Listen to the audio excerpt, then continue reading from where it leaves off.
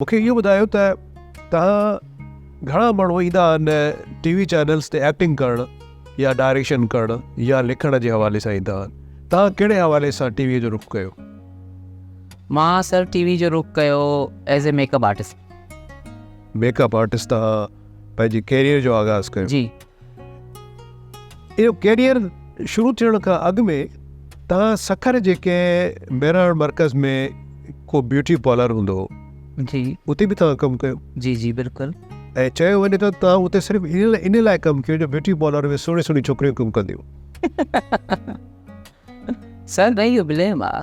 Blame न आहे, छा आहे जो तव्हां में जेका निस्वानियत मौजूदु आहे, यानी हिकिड़ो हूंदो आहे न मर्द हूंदो आहे, यानी उनखे चवंदा यार मर्द आहे, यानी मतिलबु फील थींदो आहे त भई मर्द आहे, पर्सनैलिटी मर्द जी आहे। जी जी। तव्हांखे ॾिसी उन ज़माने में, अॼु हाणे त तव्हां थोरो हैवी थी विया हो, मतिलबु वधीक सिहतमंद थी विया हो, उन ज़माने में तव्हां ॾाढा ख़ूबसूरत ऐं वज़न में बि तव्हां बिल्कुलु पूरा हुयो ऐं माण्हू तव्हांखे ॾिसंदा त असां ख़ुदि माण्हुनि जो ध्यानु छिकिजी वेंदो तव्हां ॾे, ऐं तव्हां में वरी जेका निस्वानियत हूंदी उहा अजीब तव्हांजी बॉडी लैंग्वेज ऐं इहो त जॾहिं तव्हां ब्यूटी पार्लर वारनि खे चयो त मां तव्हां वटि कमु थो करणु चाहियां, त हुननि बि चयो त को मसइलो न आहे, छो त तूं अधु छोकिरे त तूं हूअं ई आहे। जी जी। ईअं वियो? हा बिल्कुलु।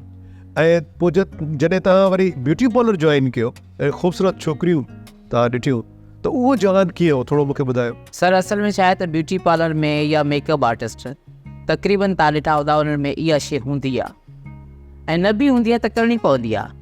वार वॾा रखंदा, पोनी करे छॾींदा, कन में वाली पाईंदा, ऐं थोरो घणो काई बि लेडीस हूंदी हुन सां ईअं करे ॻाल्हाईंदा त उहो जेको तकल्फ़ न कंदी असां खां, उहो चवंदी त न बसि ठीकु आहे ही।